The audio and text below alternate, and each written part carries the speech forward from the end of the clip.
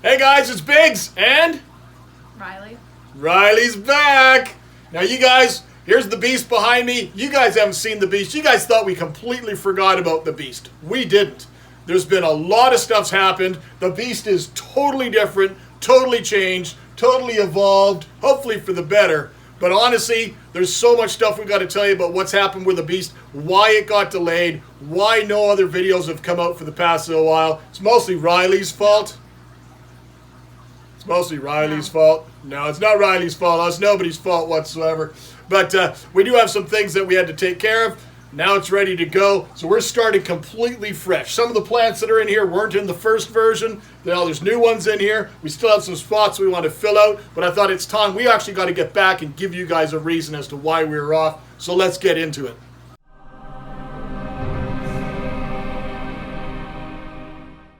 All right, guys. Now, me and Riley, we spent a lot of time. We planned it all out. We acquired all the materials, and we built the beast. And that was part number one. And in part number two, me and Riley spent a lot of time doing all the finishing touches, filling the seams and the gaps and everything, getting it all ready, and that was part two. And they saw part one and part two. And they were probably pretty epic, right? Lots of thumbs up? Okay, good.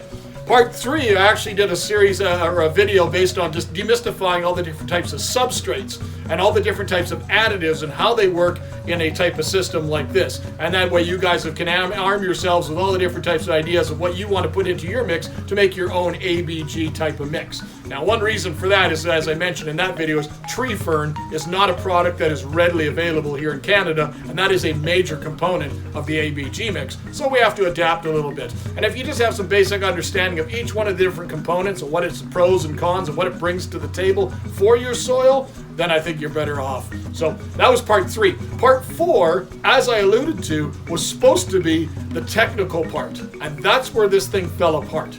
We were supposed to go into detail about the light that's above me that's running the Viv. And we were supposed to go into detail about the humidification system, which you don't see, which is behind Riley, which we're going to talk about. And all those things have somewhat changed a little bit. Now, we ran into a massive snag when we were dealing with this light. This light is an absolute top-notch light. This is a Cobalt C-Ray 200. It is a 200-watt LED system that is fully programmable and fully usable by your phone, your mobile device. Now, I had a very dear friend of mine way on the far western coast of Canada, and he's a real tech guy. He's an absolute legend when it comes to doing real techie aquariums. He's world-renowned for his planted tanks, and now he's even more world-renowned for what he does with reef systems. And I had to call on my good buddy Gareth to help me not only figure out how to work the light, because Biggs is pretty simple. You can tell. Riley knows. Biggs is simple. So Gareth really helped me out. Not only did he help me out working with just the light itself, but he helped me figure out developing the entire spectrum to use. Now, the intention was that I wanted to do a Zoom type meeting or something with Gareth to really give him credit, because he's the one that did it. He's the one that developed the whole spectrum and everything, and I want to make sure that everybody knew Gareth was the one that came up with me, not Biggs. Gotta be truthful, right, guys? But Gareth and I work on totally different time schedules and stuff with families. He's got a young daughter, and I got a bunch of kids in the farm. We have just honestly not been able to actually get together, and I have a very, as you guys know, limited internet feed. So it's been very, challenging for us to get together to do that brief little thing. So I thought, it's been waiting. This thing has changed so much over time. We just got to give you something. Then we had one other major hiccup, and it's kind of funny, and you guys will probably get a laugh of it, but it's like 8 o'clock at night. Now, 8 o'clock at night is normally when I would probably be in the middle of, just prior, my live feed would just be finishing when I was doing live feeds on Wednesday nights, and the vivarium would just be, this is just coming on now, because we had a power failure months and months ago, and the power failure was off for 4 or 6 hours or something like that. And all it did was disrupt the cycle for this thing. So when the power came back on, it set itself back up, and it's still following the same programming that Gareth helped set up.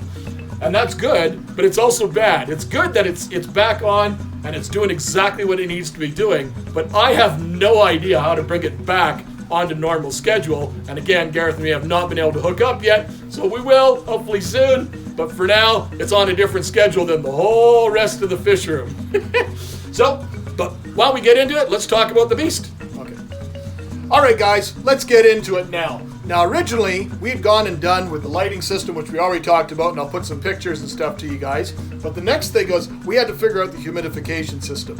Now you guys can see the waterfall, and it was kind of a slick waterfall of cool mist vaporizer, and it was kind of creating that nice fog. Now that's what we originally intended to be our humidification system for the whole vivarium. And I'll show you the unit that we use. The unit works really, really well, and we've had no issues with it whatsoever. However, it was not enough volume. It couldn't hold enough capacity or volume, and it's a sealed unit that uses pressure. So I wasn't able to put a line to it where it could replenish it. And with my traveling schedule, with me still going out of town, it became a thing that literally, if somebody didn't come down and check it at least once a day, it would run out of water and then the unit would burn out. That's not going to work for us. So what we ended up doing is we ended up going to a Mist King system. And the Mist King system has a tub, a reservoir, which is a Sterilite tub, holds about 8 gallons, which is above the unit, which we'll show you as well. And it's a very, very state-of-the-art. Mist King systems are absolutely the #1 type of system for using for these type of units. Very, very easy, even for me to program. I've got it on, I think, 8 cycles where it missed 8 or 9 times a day on short different bursts, depending on the strength of the lights. It works out really, really, really well. So overall, I've been very, very pleased with that. The only things that we've had to make changes to it otherwise is originally my misting system was on too heavy of a scale and it was collecting too much water below. And so what we've done, some different changes, is we have modified the cycles, so not everything is as wet as it used to be. We do have a different type of fan system that is in top here. We have a 4-inch fan that is mounted in the system here in the center. We want to change that. We want to create it more of a natural flow where we're going to get flow through the environment. We're thinking the idea of probably putting a little muffin fan up here in the far right-hand corner, and that'll create a bit of a current around in the unit. I think that'll be a bit more natural, and we've got a few fans that we're looking at right now that can handle the high humidity. So let's really jump into it and see what we got here. Some of the other modifications, as you can see, we've really deepened the bottom. We've got a good solid 3.5 inches of the hydrogen, the clay balls, and then we've got the layer of screen, and then the layer of the landscape fabric, and then we've got our own ABG type of mixed. It's moisture retentive, it's loose, it's airy, it's great for a vivarium, and this vivarium, as mentioned earlier, this one here is going to be bioactive. We will be adding springtails and isopods and different things to the mix, and maybe down the road we're also still considering adding an animal or two, and we just haven't figured out what we want to add yet. One thing that's a stipulation that we have talked about before, me and my wife, is we can have literally anything we want in the house, any animal, as long as we don't have to feed it crickets. Both of us are very experienced reptile people, and we've had crickets over the years, or animals that have required crickets over the years, and crickets always eventually escape, and that's not something we want in our house. So someday, if you guys got some suggestions, maybe in the comments, of an animal that we could put in here that we could feed on mealworms, silkworms, hornworms, superworms, and isopods as a complete diet, that's something we would definitely consider. So if you got some suggestions for us, that's something we would look at. I was thinking of down the road, you'll notice some changes, some dramatic changes have happened. Is the 2 big branches that were on this side that came out, those I actually had to break out and take away. So you can see there's still some of the exposed foam now is exposed, and that's not what we really want. Now we have this giant gaping window on one side that you can see from the other side. It is what it is, but honestly those 2 big branches were blocking a lot of the view that gave us a lot of different textures and depth and made it very challenging for landscaping it. So let's get into some of the plants. Now, even when I originally had this in mind, the idea of doing this, and we have the idea, me and Riley have already started talking about building different vivariums. We have the go-ahead from Mum, that we can build a big one upstairs. It's basically going to be 6 feet by 30 inches by 24. It's going to be a much bigger one, and we're thinking of doing something like a South American kind of rocky cliff or something like that with a bit of a slow trickle drip waterfall in it and stuff. So that's at least in the idea phase. We're not in a rush to do that one until we've really worked out all the bugs with this one, but some of the ideas that I really wanted, the highlights were really, I wanted some of the different nepenthes. Now I've kept different carnivorous plants over the years, but I'm very, very much a fan of the nepenthes. This one is just about to open. This is a brand new one. This one is one that's most of the pitches are finishing, but it sends out new ones constantly, all the time. There's always new pictures coming. And there's another one that's actually behind it. And there's another one that's over here that is a species one, and I can't remember the name of this one off the top of my head, but I do have the tag for it somewhere, and that also is one of the recent ones that we got in. Now, when you add in those type of things, the other thing is the big centerpiece is this beautiful Vanda cerulean type It's a hybrid, and it's gonna cast off a very, very large. It's an orchid, so it's an orchid that's going to be cast off a very, very large disc-shaped flower, and it's going to be fairly blue. Now, blue in the plant kingdom is not a very natural color, so it's going to be honestly a shade of mostly like an indigo, a dark indigo, almost purple color. So I'll give you some examples of what I think it may look like, but this one has yet to flower for me. This one was a gift for the vivarium from my dear friend Kyle. Kyle Neufeld. You've seen him involved with the channel in different aspects over the years. And then a lot of different bromeliads. Now, bromeliads, the Norquelias, I have a bunch of different ones. Some are named. This one here, this little pup here, and this back one here all came out of one pot, and they were all called Fireball. This one, I can't remember the name of it, but this is the big one that I got from the guys. It's got kind of a serrated edge to it and stuff. It's not really the best position for it. I'd like it to stand up a little bit more, but it's okay for right now. It's kind of leaning because it's a bit heavy. And then I got a couple of newer ones when we did the change and we put this big cork slab in here to kind of give it different textures. I got a nice kind of speckled green one here, and then I have a kind of red with kind of some pink stripes, and we got some moss below it and everything. But I think they're going to become a real focal point for it right now. Now, other things that we've got is we wanted to have a lot of the different textures in the leaves. My background being mostly in botany, I wanted to have all that textures. Well, you can't get any better than putting something like a Rhaphodora tetrasperma. We also have behind that, which you can't really see, but it's vining up that pole, is a Rhaphodora hayi, and it is it just keeps climbing. So we left it on the pole that we got from the garden center for now. It's planted in the vivarium. It's taking it out of the pot. We're just going to let it climb up that thing and then take over as it sees fit. Other things that we've got in here, some different monsteras. We have Monstera andersoni here that grows all the way. He's potted way down there, and he's going to vine all through the whole thing. And then we have Monstera carstinianum, and this is the variety that's often known in the trade as Peru.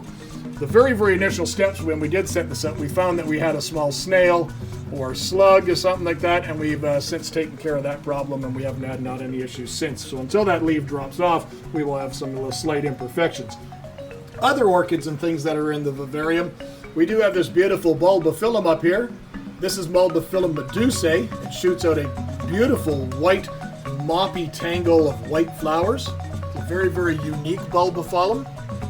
And then we also have at the black, this is a hybrid, a complex hybrid, which is that one back there. And it is a Braciocattleya hippodadium, and it is a bright pink flower. Now you can see by the very needle-like leaves, it's very much attached there. It can take a ton of light. Now we've got the different air plants, different tillandsias and stuff, and they're kind of throughout the vivarium in different spots. This is a little Hoya Kurtzii. We've got different types of, and this one looks like it didn't transplant very well, but it'll come back. This is a Begonia masonia, and this is the variety called Iron Cross. We have a beautiful little Fittonia. This is a nice little low-growing, fast-clustering plant. This is often called in the trade the nerve plant. It gets these bright characteristics, bright leaves. And we're going to put some other nice greenery type things and some ferns and stuff to kind of fill out these areas. Ferns are a little bit delicate when they transplant them. This one did not like the move of the last time, so button fern, but it should do a lot better once it gets setted. We've always got to have an African mask. It's probably one of the most popular ones, an Alocasia African mask, beautiful leaves and stuff. I didn't really have he was either going to go on this side or that side, but I think there he'll grow up and the leaves or fronds will be kind of in this area here. We have a nice little cutting of a Hoya that's at the back there. And then we have a couple of different types of vines. Now, I cannot remember the name of this little vine that we got. And it has these little stripes, almost looks like a watermelon with a pointed tip. I can't remember the name of it. It's kind of taken off really well. And then the other one that we have that has really thrived for me in the vivarium has been this Paulownia pulchra. And it's often sold as Polynesian ivy. But it's just got a very striking leaf pattern. And it's kind of all through it. So I kind of took a little cutting off it, and it's all on that side of it as well. So hopefully they'll start filling it in. That's what I really needed, is I needed stuff that's going to start filling it in. Looking at it on camera, it looks pretty good. But when I'm up close, I see lots of the cork that I didn't want to see when I first set it up. So we do also have a bunch of other plants that are kind of, I took out of here because they weren't doing as well until we were dialed in the humidity system. And I have them just kind of growing in a little growing tray under the lights right now. I'll give you a quick little glance of what we got there. So I transferred some of the different things that were just not doing well onto a bed of moist sphagnum moss. It's nothing to look at, but some of these plants I'm just trying to rescue them. Some of these were either gifts or I bought them from my dear friends over at Species Canada. And these are not fast-growing plants, so it really pains me to see them decline like that. But they came from a very humid system, and then they went in there. And then the minute that if the fan was blowing directly on and dried them out too much, these plants didn't stand a chance.